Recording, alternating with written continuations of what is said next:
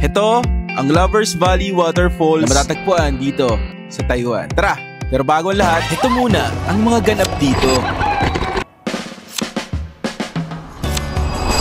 Alas 8 pasado ng umaga, lumipad ng aming team para puntahan ang Lovers Valley Waterfalls na yon na matatagpuan sa Maolin. Dito lang yan sa Taiwan. Kasalukuyan kami lahat ay day off at nagkasabay-sabay lang at nagkatuwaan na napasyalan at puntahan ang napakagandang waterfalls na yon dahil ilang araw na rin kami hindi naliligo. Just kidding aside, nakarating din naman kami sa aming destinasyon at mahigit 40 minutos din ata yung aming biniyahe bago kami nakarating dito. Pagbaba nga namin dito inayos na namin yung mga gamit namin. Nakita nyo naman yung view. Napakaganda, napaka-solid.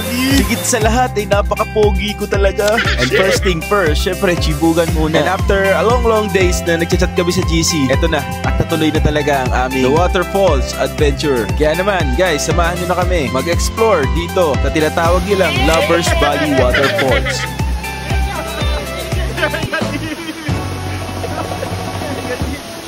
Dito ay nagulat na lang kami sa aming mga nakita dahil ang tulay ay tumagilid na at parang mistulang tutumba na at ang mga bato ay wala sa mga rock formation. Kaya ang mga pagod namin at pawis namin na pupunta kami dito parang nangangambang mawala.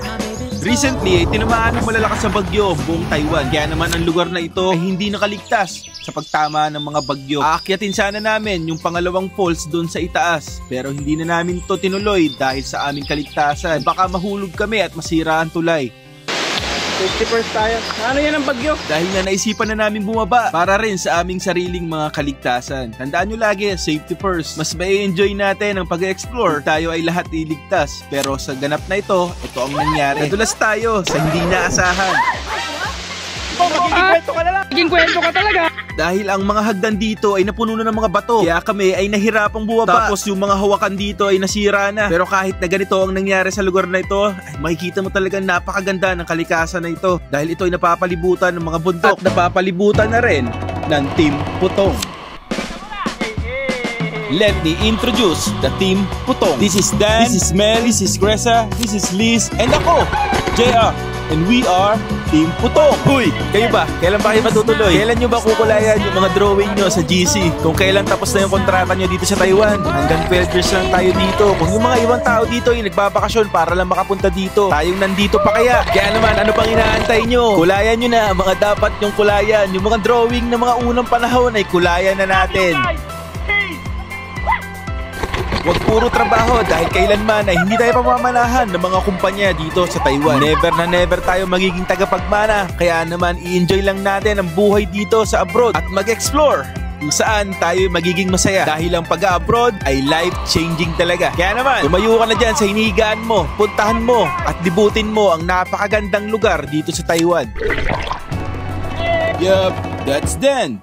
This is probably why you're fucking shit. Yep, that's me. You're probably wondering how I ended up in this situation. Ang tubig na yan ay kasing babaw lang ng tuhod ko. Yup, that's Mel. Kininanap, Jay. Ibis na magaluto, nagalulo ba? Yup, that's Gresa, the nonchalant A-girl. Hey! Yup, that's Liz, the TikTokeries of above. Hanggang ngayon marami pa rin nagtatanong sa akin kung ano nga ba yung agency ko sa Pilipinas at paano nga ba ako nakapagtrabaho dito sa abroad. Way back 2019 po, ang agency ko po sa Pilipinas is OneSmart. Imagine po, 1 week lang po yung processing ko doon. Pero guys, bigyan ko na rin kayo ng mga list ng mga accredited ng POEA pagdating sa mga agency na papunta dito sa Taiwan. Number 1, City Employment, JS Contractor, Melacom, Grand Placement, iQuest, Evervest, Japan Maruko, Mission Way, Jobman Corporation, Filsino Manpower Services, Skyboard International. Good luck guys, ilalagay ko nila po sa comment section yung mga address nila. Love you guys. Peace. Power.